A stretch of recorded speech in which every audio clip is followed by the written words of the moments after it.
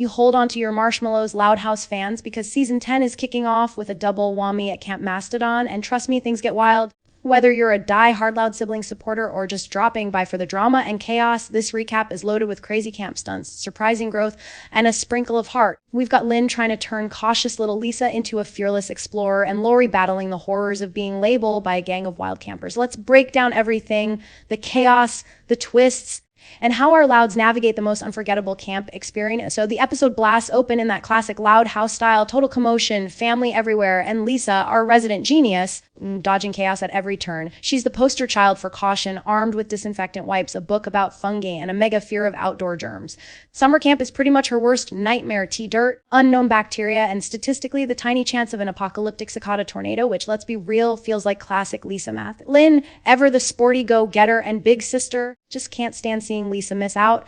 She's not just any counselor, she's on a mission, fully invested in making Lisa shed her shell and join in the legendary camp games. The first big push, lake swimming, being Lisa brings her own science-inspired gear, a gigantic hamster ball bubble to stay safe from every possible danger, from bacteria to stray UV rays. Lynn's reaction, pure disbelief. Cue the sibling banter.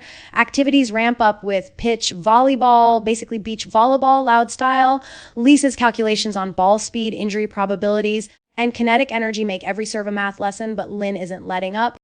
Lisa grumbles her way into the game, and after a close call that almost pancakes her, Lisa discovers that she can actually have fun if she lets loose a little. Cue full throttle camp madness, tug of war, more wild games, and lots of encouragement from Lynn. Things take a turn when the camp's big Tyrolean zipline adventure arrives. Lynn gets everyone pumped, quoting Einstein, and Lisa feels.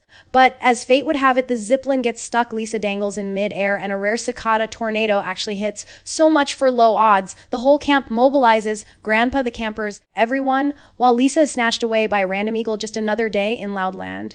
But instead of panicking, Lisa does what she does best. Studies the eagle's communication, politely asks for help, and gets a free ride back to camp. You'd expect Lisa to be traumatized, but nope, she's buzzing with confidence, grunting about her wild day, and realizes her anxieties were kind of overblown. She thanks Lynn for pushing her and admits she's a lot tougher than she gave herself credit for. Lynn big sister vibes on Max is proud, and together they agree that the odds of this wild day ever repeating are practically zero. Cue giggles, zipline rides, and Lisa plotting more field studies. Now, over in the other camp cabin, we've got Lori stepping into her first summer as counselor. She's determined to be fair, but the instant she starts quoting camp rules about lunch schedules and proper behavior, her campers Sacha, Jen, and Courtney mutiny. In their eyes, Lori's losing serious cool points fast. Lori, crushed but determined, picks rule breaker Mo to win them back. She says, let's take our group photo somewhere special, but the mission goes south when they wind up on a massive anthill and tumble into a patch of stinging nettles.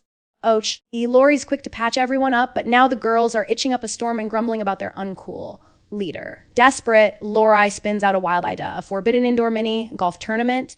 This breaks every rule in the camp book, but the girls love it, so Lori dives headfirst into fun at any cost. But when the chaos leaves them all covered in sport paint, they're late for dinner and have to settle for dropped hamburgers, much to everyone's chagrin. Feeling the pressure to really impress, Lori sneaks out for midnight burgers from a local joint, flouting every camp regulation in existence. The girls are in awe. Suddenly, Lori is the queen of cool.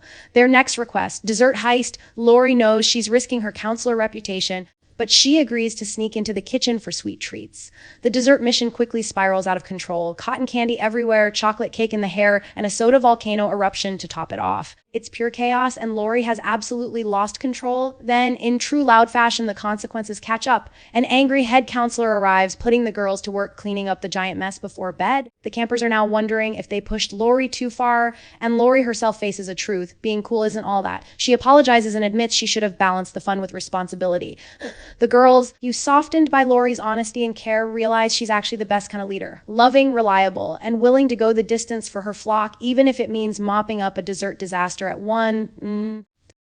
Things wind down with a classic pillow fight under the camp cabin stars. Lori has found her stride, showing the kids that you can be fun and responsible all at once. The Louds wrap up their epic camp day with new bonds, dash fears, and of course, a few lingering cupcake stains in their hair.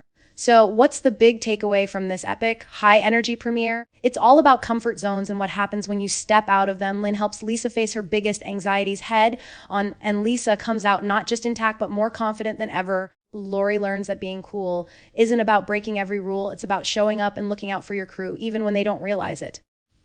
When the dust settles or the cotton candy Everyone's happier and closer for all the mess. That's it for this wild, hilarious, and surprisingly deep Loud House Season 10 kickoff. Were you surprised by how Lisa handled the Eagle escape? Did you love Lori's wild dessert raid, or did that make you crave cotton candy? Let us know your favorite moments down below.